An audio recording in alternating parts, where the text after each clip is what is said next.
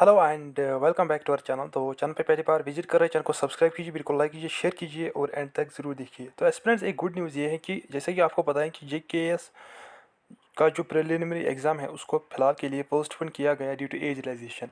तो बहुत सारे एस्पिरेंट्स की ये डिमांड रही थी कि एज रिलैक्सेशन मिलनी चाहिए केएस में, तो फाइनली गवर्नमेंट ने इस पर एक एक्शन लिया है।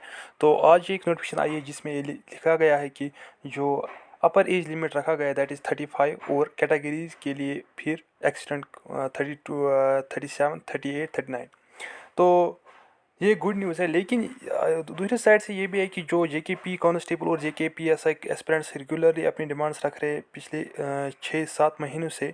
तो नासिर सोगामी जो एक एडवाइज़र है तो CM उमर अब्दुल्ला, तो किसी ने इनको लिखा है कि thanks Rahul Mehdi and Umar Abdullah Salman Sagar NC. Now please consider request of JKP SI and constable aspirant and give them the age realization. तो इनको ये कहा गया है कि आप, ये तो गुड मूव है कि इनको एज रिलेक्सेशन मिली JKS एस्पिरेंट्स को, लेकिन आप JKP SI और कांस्टेबल एस्पिरेंट्स को भी एज रिलेक्सेशन मिलनी चाहिए। तो इन्होंने रिप्लाई इन्हें किया है नासिर सोगामी ने, जैसे कि मैंने पहले बोला, he is adviser to CM।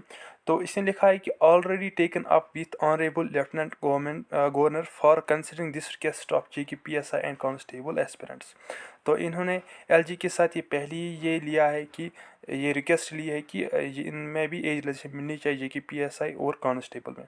तो हम कह सकते हैं कि जैसा कि इनको एज रिलेक्सेशन मिली है, तो आने वाले 1-2 वीक्स में ये भी क्लियर हो जाएगा कि जो JKP SI और कांस्टेबल एस्पिरेंट्स को भी एज रिलेक्सेशन मिलेगी। तो एज ऑफ नाउ मुझे लगता है कि फ़िलहाल के लिए जो कांस्टेबल का एग्ज़ाम है वो पोस्टपोन हो सकता है, क्योंकि एज रिलेक्सेशन मिलेगी, क्योंकि इन्होंने पहले ही बोला कि हमने ये रिक्वेस्ट इनको की है LG साहब को। तो अब देखते हैं कि 1-2 वीक्स के अंदर क्या आता है।